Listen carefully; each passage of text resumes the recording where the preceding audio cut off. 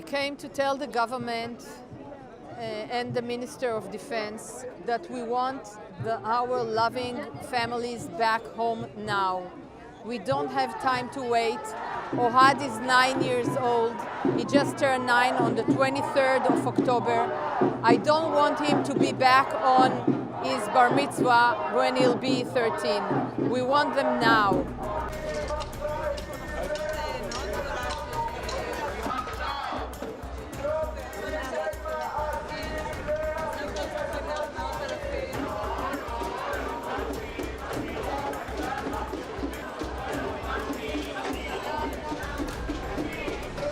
Tonight we are trying to tell the Israeli government that enough is enough. Already 40 days went by, and I have 3 grandchildren and a daughter-in-law there in Gaza. One of my grandchildren is 4 years old. He doesn't know Hamas, he doesn't know time, he doesn't know nothing.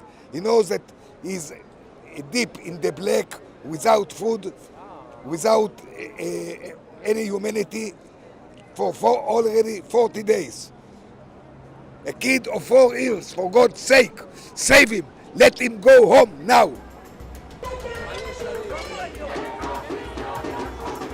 The authority which is responsible for my family being captured in Gaza is the Israeli government. Any government in the world is supposed to protect its citizens. The Israeli government didn't do its duty.